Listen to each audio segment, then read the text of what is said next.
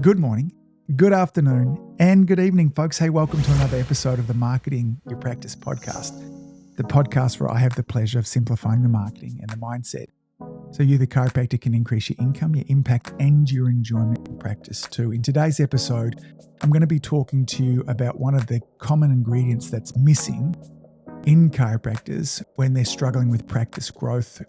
Each and every week, I chat with a lot of chiropractors, both inside of Community Influencer in my one-on-one coaching and in strategy sessions when chiropractors are applying to become a part of Community Influencer. And one of the things that's really standing out to me now is this missing ingredient. I'm talking about commitment and the power of commitment.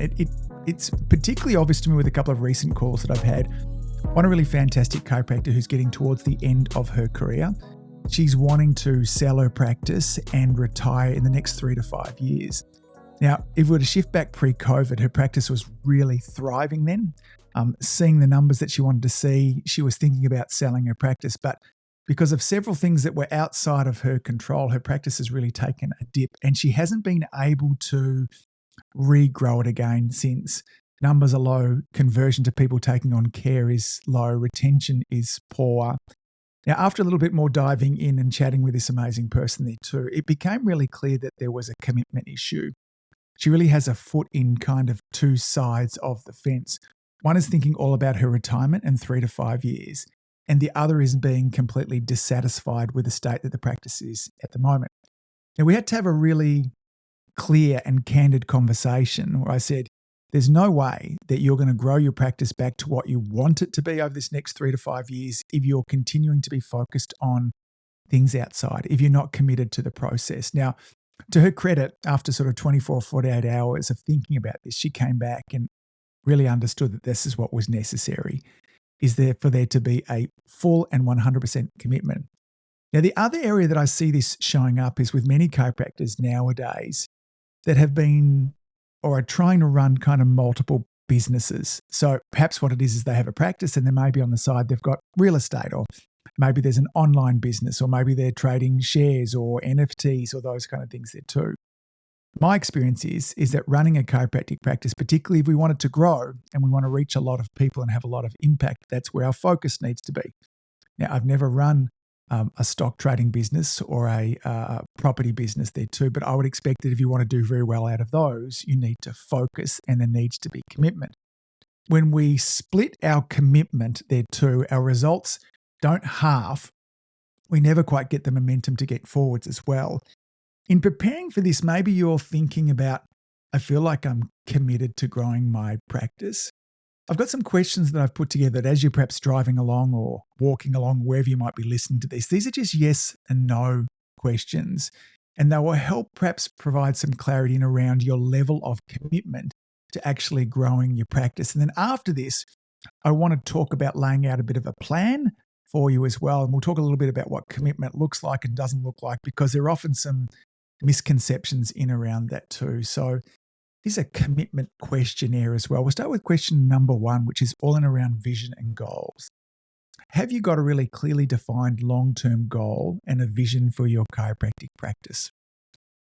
If you don't have that, it's really hard to be committed towards something. If you haven't clarified what it is that I'm actually committing to, if the picture inside of your mind is hazy, if it's not exciting, if there's not enthusiasm around it, that may well be one of the reasons why you're really struggling with commitment.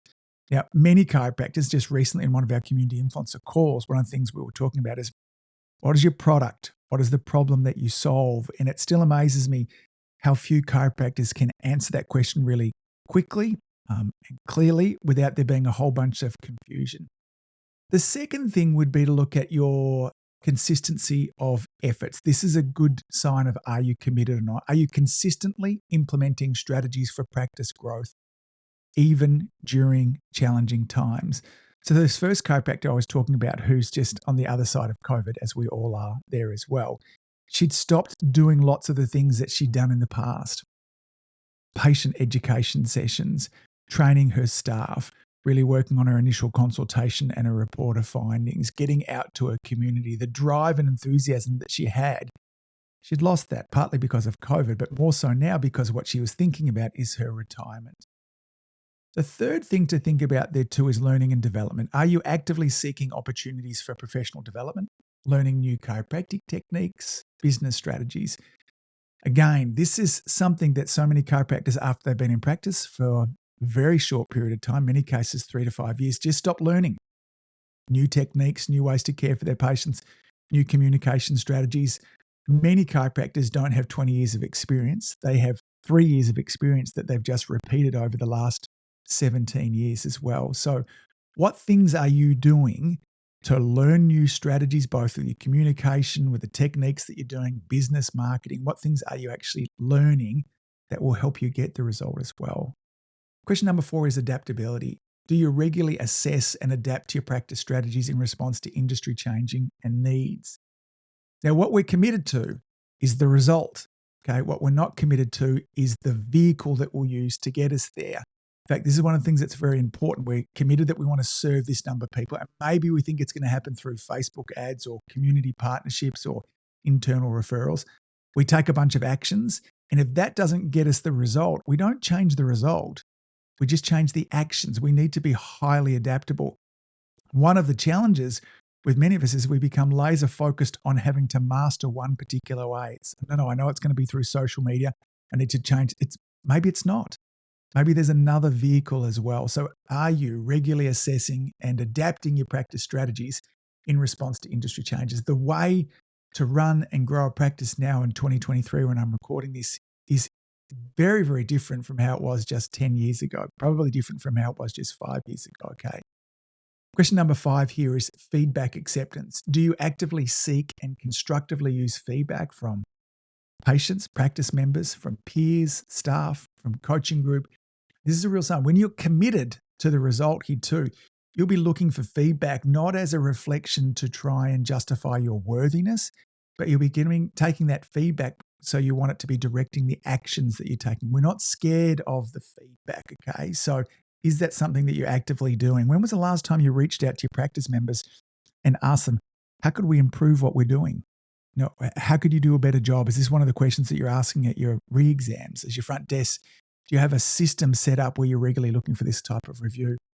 Question number 6 on our commitment questionnaire is all around resilience. When you're faced with setbacks and challenges, because you will be, when you're going for growth, which is outside of something that you've done beforehand, there will be challenges. Do you persist through these, or are you looking for ways to overcome them? Or, as I said beforehand, when you hit a roadblock or a wall, do you just stop and say, therefore, this isn't possible, okay? People who have really strong commitment, okay, they are resilient also. Number 7, investment in growth. Are you willing to invest time, resources, and finances into this? Now, the amount of, and again, if you're new in practice, there's plenty of free resources out there. Okay, this podcast is one of them. I promise you, if you went right way back to episode number 1 and you listened to all of this, you have all of the information that you need inside of there to grow an incredibly thriving practice between what I've taught in here and between that and the guests that we've had on here also. So some of you might say, I don't have the money. That's why I want to grow my practice. But you have the time. Very often there's a relationship between those. The more money we have, the less time we have. So we pay with our money. And if we don't have money, then chances are you probably have time. So you can invest in that as well.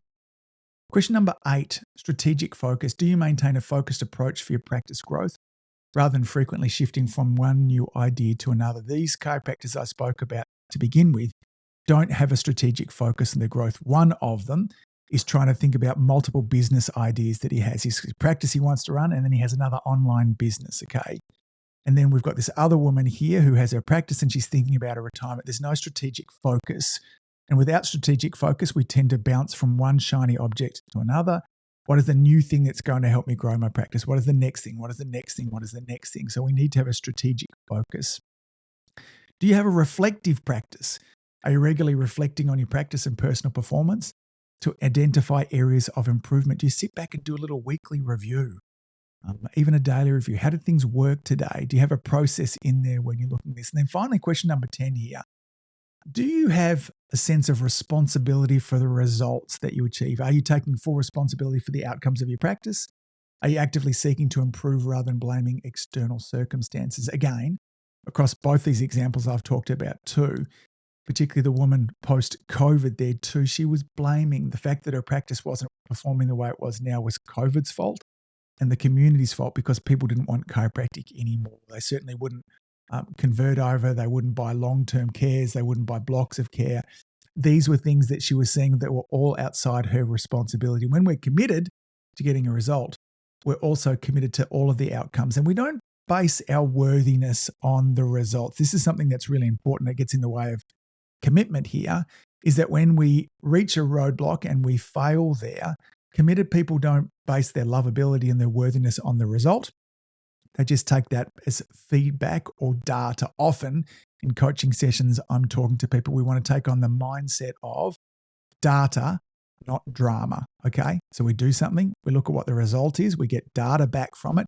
We don't need to go into drama, okay? We learn from, we either got the result we wanted, or if we didn't get the result we wanted, we learned something from it. These 10 areas of this questionnaire are all indicators of commitment. Now, if you found yourself answering no to a lot of those, I don't have vision and goals, I don't have consistency and effort, I'm not investing in learning and development, I don't show great signs of adaptability, I'm not looking for feedback, resilience is not something that's a big part of mine, I'm not investing in my growth, I don't have a strategic focus, I don't have a reflective practice, and I'm not being responsible for my results, it tells me you have a commitment issue.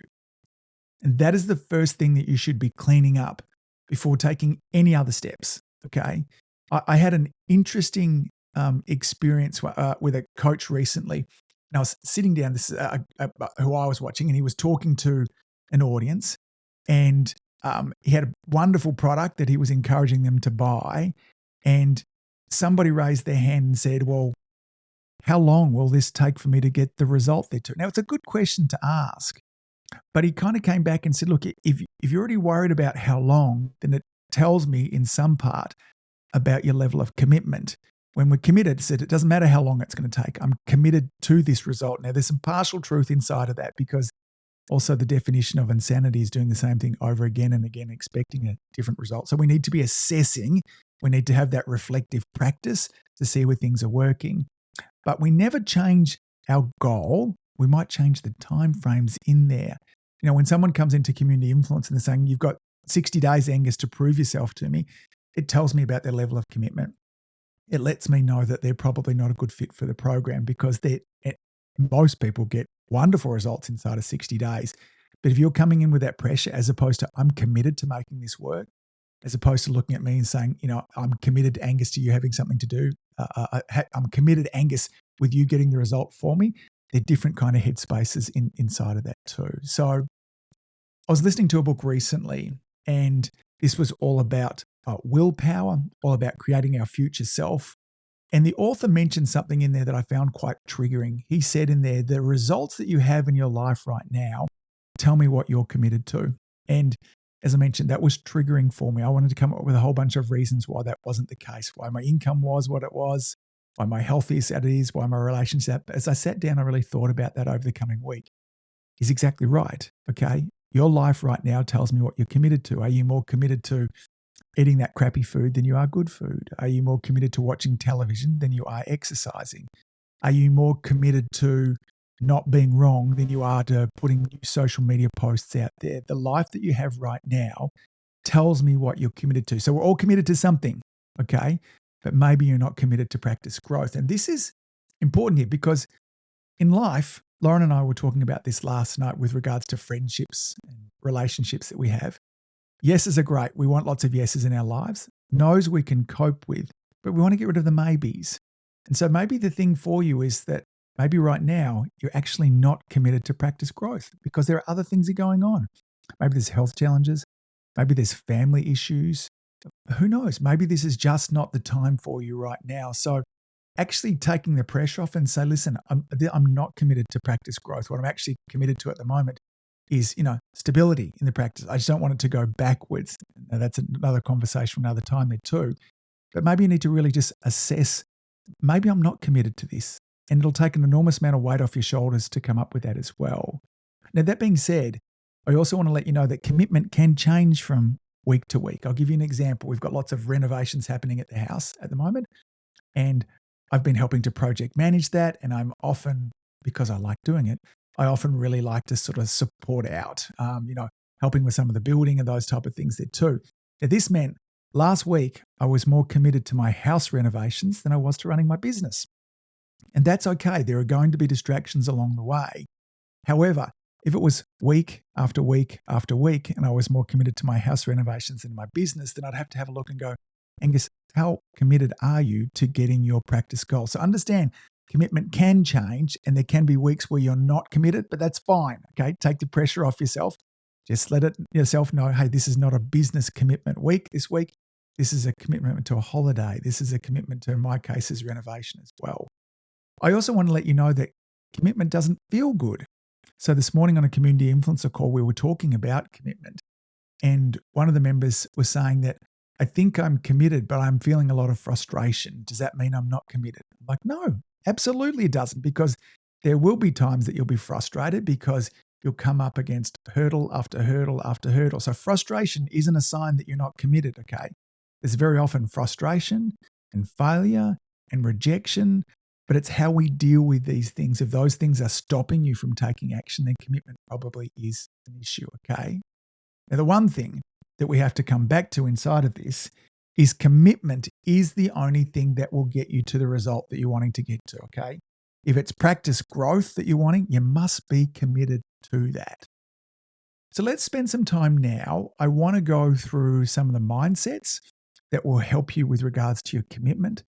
And then I want to share with you one of my favorite quotes of all time, which I just refound again last week, that talks about the magic and the power of commitment and how it starts to fuel a force, an unseen force, which I think is the closest thing to magic that I've ever experienced in my life as well. If you're going to really get some mastery in around commitment, you're going to need to get mastery in around a growth mindset. Okay, we talk about this a lot. And this is constantly seeking to learn and grow and view challenges, opportunities for improvement. That's all they are. So we're committed to growing our practice. Challenge comes up and they're just an opportunity for me to get better. They're just an opportunity for me to learn things. They're not roadblocks that mean that you can never get past. It just means I need to go a different way.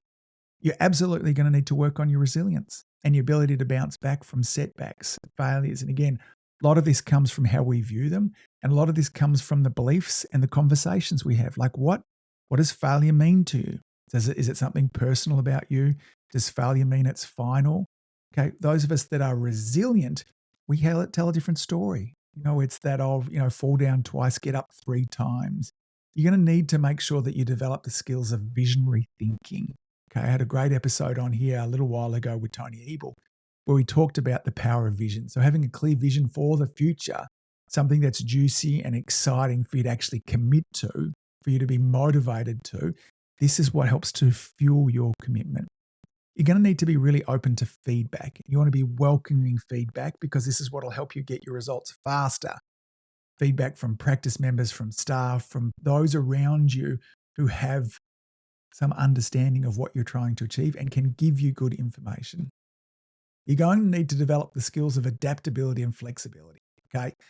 The path to practice growth won't be what you think it is. It's different for all of us. And I've coached a lot of chiropractors now, and whilst we have a framework of how to get from now, here, to there, it's different for each person because of how we show up during it. And so therefore, there needs to be adaptability and flexibility.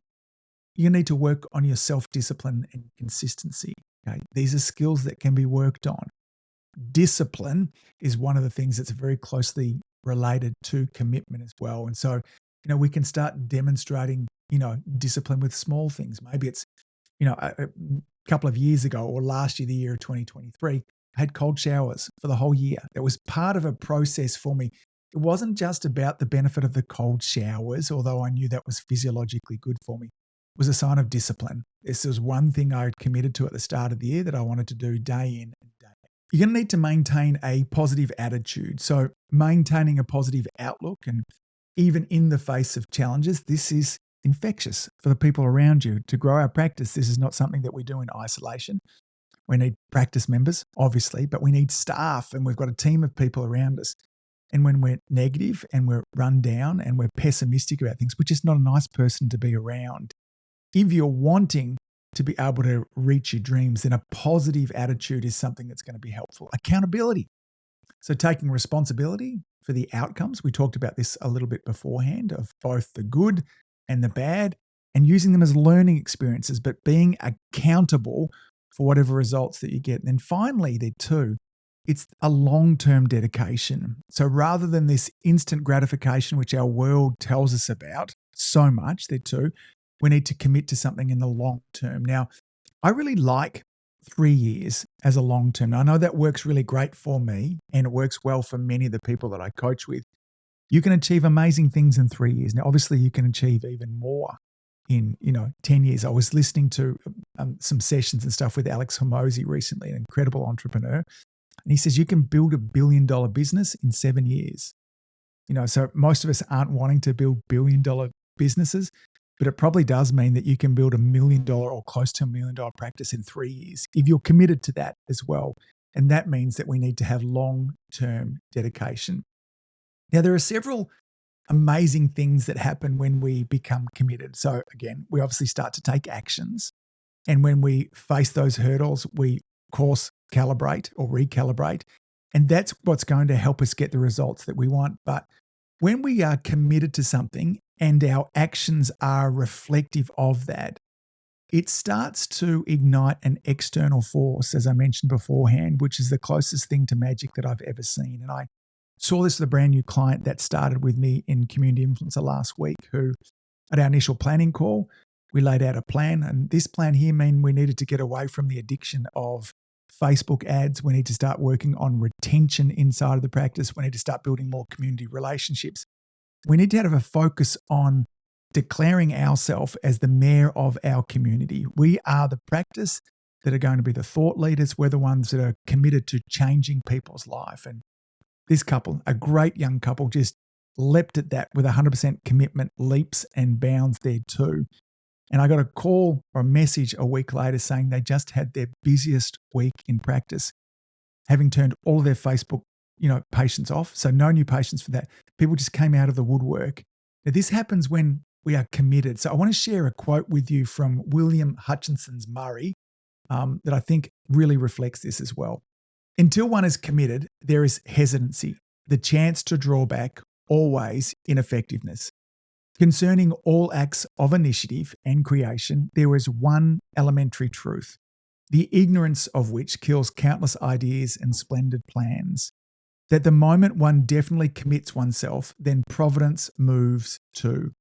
All sorts of things occur to help one that would never otherwise have occurred.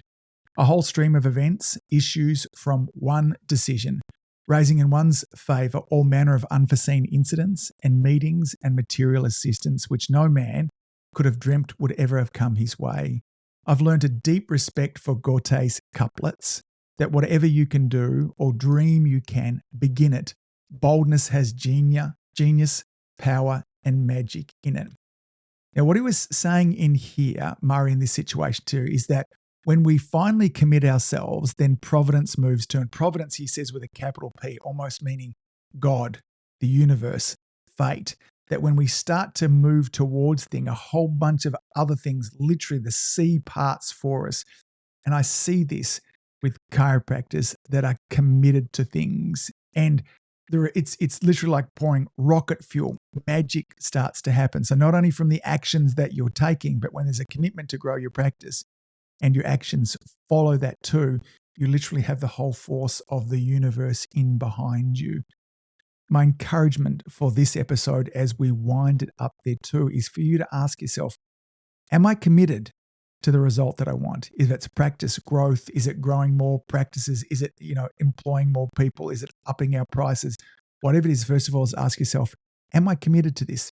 And if the answer is yes, then what are the skill sets that I need to develop, from visionary thinking to a growth mindset to resilience, being open to feedback, adaptability and flexibility, working on your discipline as well, positive open-mindedness, accountability, and that long-term thinking. These are the ingredients that will fuel commitment.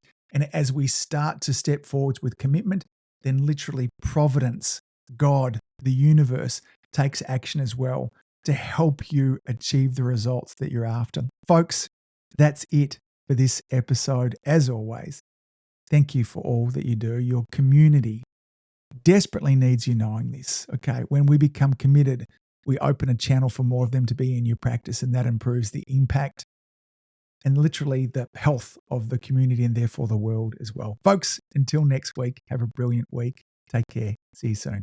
Bye. If you've enjoyed listening to this podcast, you have to come and check out my Community Influencer Program.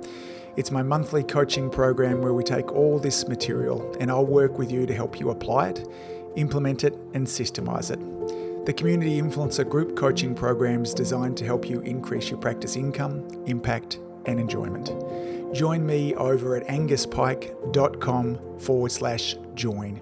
That's anguspyke.com/join. I'd love to see you there.